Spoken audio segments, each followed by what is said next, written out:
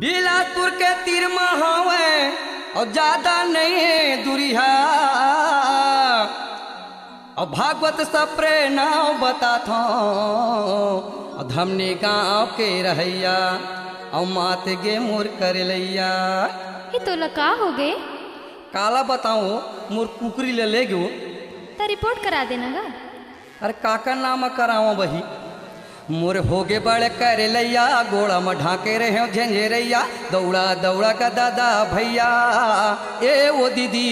कुकरी ललेगे मोर बिलैया मैं का कराऊँ कुकरी ललेगे मोर बिलैया मोर होगे बड़े कर लैया गोड़ा में ढाके रहे झंझेरैया दौड़ा दौड़ा का दादा भैया ए वो दीदी कुकरी ललेगे मोर बिलैया मैं का कराऊँ कुकरी ललेगे मोर बिलैया।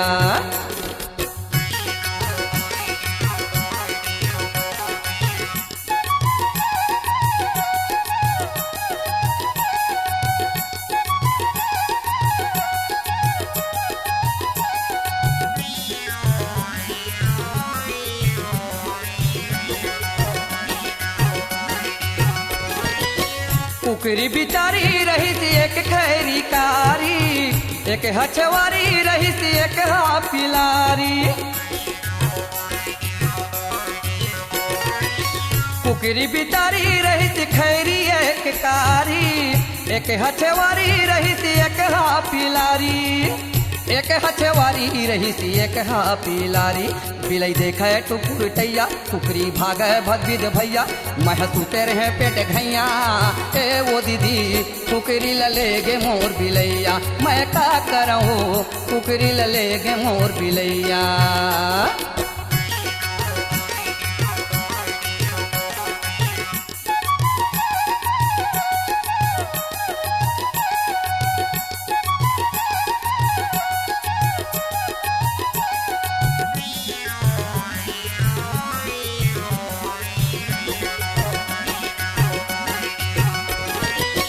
मोर कुकरी के रही से गुण बाड़ भारी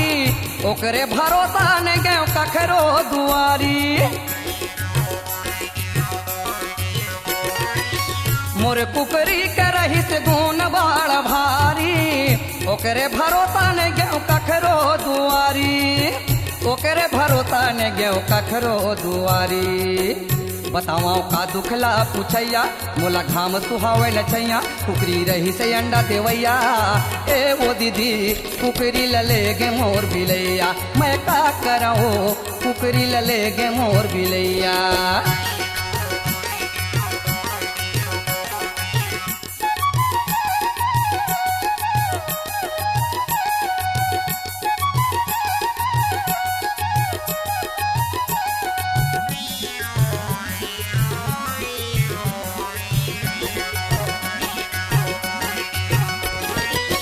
मोर कुकरी हरही से बड़े बड़े चोच के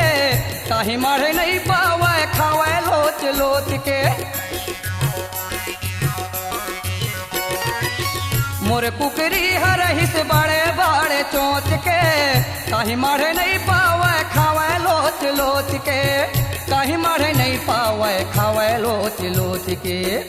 ओ तो रेंगा ढक्कम ढैया कैसन कर गुटुर गैया अड़बड़ चिरका चुरुक चैया ए वो दीदी